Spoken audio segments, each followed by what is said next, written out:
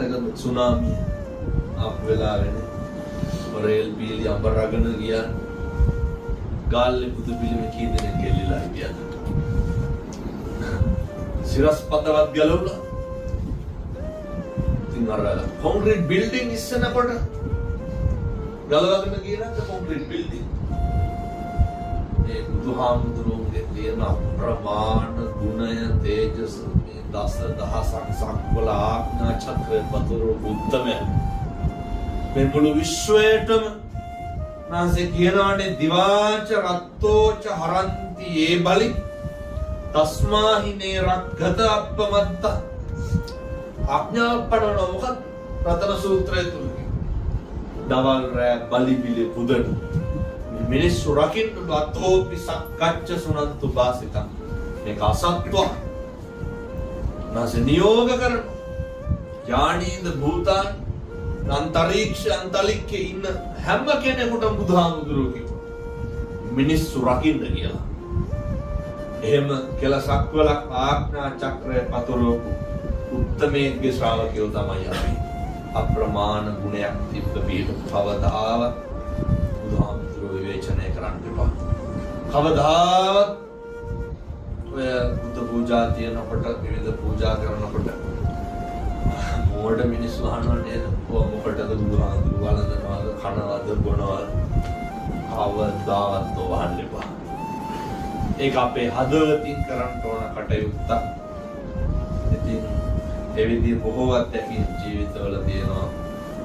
gedara බුද්ධවත හොඳට කරන්න. ඊළඟ ප්‍රශ්නේ. කාත් එක්කද ඔය බුද්ධවත කරන්න ඕන? මේක කරන්න ඕනේ. අම්මත් මෙතන ඉන්න ඕනේ. තාත්තත් මෙතන ඉන්න ඕනේ. මෙතන දරුවොත් ඉන්න ඕනේ පිටත. පරක්කු වෙනවා නම් වෙලා නැත්තම් මොකද කරන්න ඕනේ? එකක් කලින් පටන් ගන්න ඕනේ. මම මේ කියන්නේ වරු ගණන් බුදු පිළිම ගාව බණ භාවනා කරන්න පිළිත් කියන්නේ. නමුත් සතියක් දෙකක් මාසයක් දෙකක් මේක කරගෙන යනකොට පුදුම විදිහේ සැනසීමක් ලැබෙයි. පුදුම විදිහේ ආනිසංසයක් ලැබෙයි. ඒ නිසා අපි මේ විදේශ රටවල් වල හිටියත් අපි දැක්කත් අපේ බොහෝ පින්නතුන් බුදුහාමුදුරුවෝ ගැන මහා සංඝ රත්නය ගැන නේද දවස් කීයක් මේ මාව තියාගෙන දාන ටික දීගෙනනේ හරි ආදරෙන් හරි උමනාවෙන් මේ බොහෝම ලෙන්ගතු පිට කවදා කොහේ හම්බෙන්නේ හිට බුදු වියදද. ඉතින් කෙසේ හෝ වේවා මේ සංසාර ගමනේ අපි පෙර පින් කරලා ඇති මෙහෙම මුණ ගැහෙන්න තථාගතයන් වහන්සේටත් එහෙම. උන්වහන්සේට සංසාර ගමනට අනේක වාරයක් තුල කල්යාණ මිත්‍රයෙක් ගහුණා. ඒ නිසා හැම මොහොතෙදිම ප්‍රාර්ථනා කරමු මේ සසර ගමන කෙටි කරගන්න අපිට අටලෝ දහමේ කම්පා නොවේ. පෞල් සංස්ථාව තුල මනමින් ශික්ෂණේ පිටන්ට මෛත්‍රිය වඩන්න. බුද්ධවත හොඳට කරන්න කල්යාණ මිත්‍ර සේවනය ලබන්න. සසර ගමන තුල ඉක්මනේ චතුරාර්ය සත්‍ය ධර්මය අවබෝධ කරගන්න.